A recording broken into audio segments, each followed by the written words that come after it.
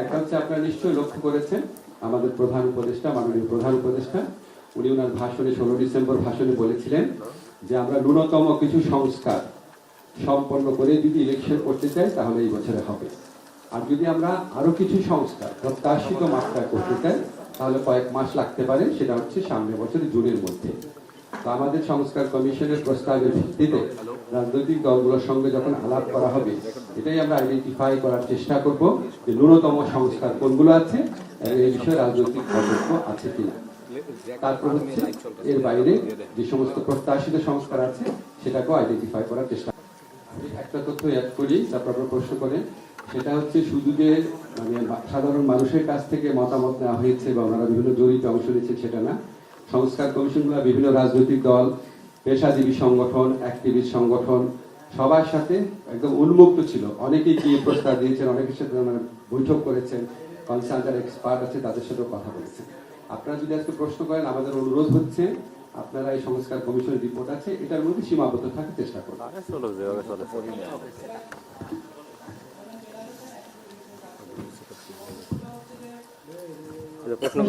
প্রশ্নটা হচ্ছে যে বিএনপি জুন জুলাইয়ের মধ্যে নির্বাচন পেয়েছে, আপনারা যদি ন্যূনতম সংস্কারও করেন সেটা এই সময়ের মধ্যে সম্ভব কিনা। আরেকটা বিষয় হচ্ছে যে নির্বাচনের আগে কি শুধু সংস্কার কার্যক্রমটাই প্রাধান্য পাবে, জুলাই গণহত্যার বিচারের যে দাবি ছিল সেটা কতটুকু প্রাধান্য পাবে? আচ্ছা, বিএনপি রাজনৈতিক দাবি নিয়ে আমি এখানে কথা বলতে চাই না, ওগুলো তো আমাদের সংস্কার কমিশন যখন আলাপ করবে সেটা ঠিক হবে।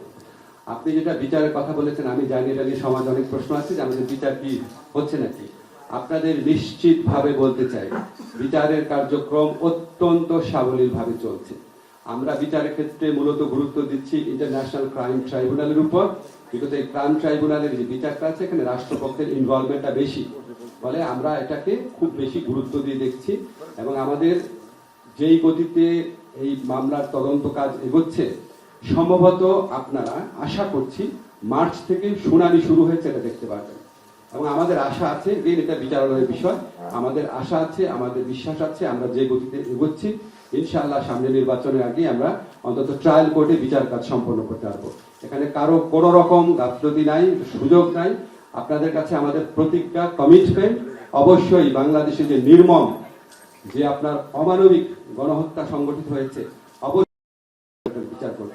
ক্লারিফাই করি আপনাদের, আমাদের রাজনৈতিক দল নিষিদ্ধ করার জন্য বাংলাদেশে বিভিন্ন আইন রয়েছে, আর যুদ্ধাপরাধের দায়ে কোনো দলকে শাস্তি দেওয়ার একটা সংবিধানে রয়েছে। তো আমরা করি এরকম কোনো কথা না, আমরা বিচারিক প্রক্রিয়ার দিকে তাকিয়ে আছি।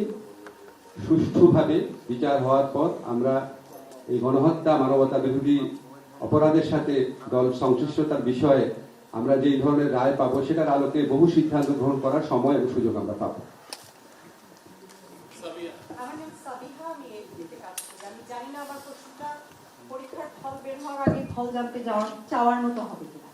আসলে আমরা তো অনেক রকম কথা শুনে আসছিলাম যে মুজিববাদী সংবিধানকে কবর দেওয়া হবে বা ৭২-এর সংবিধান থাকবে না ইত্যাদি ইত্যাদি। তো আপনারা যদি কাইন্ডলি একটু বলেন যে যারা রিকমেন্ড করেছেন তারা কি সংবিধান বাতিলের কথা বলেছেন নাকি তারা শুধু সংশোধনের কথা বলেছেন? এটা আমার একটা প্রশ্ন, যদিও সঠিকভাবে বলেছেন একটা বেশি করা যাবে না।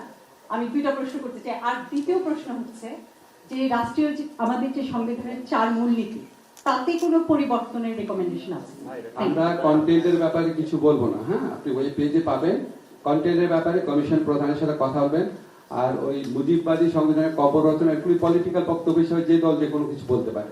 এটা যদি কমিশন বলে বা যদি সরকার বলে তখন আমাদেরকে প্রশ্ন করবেন।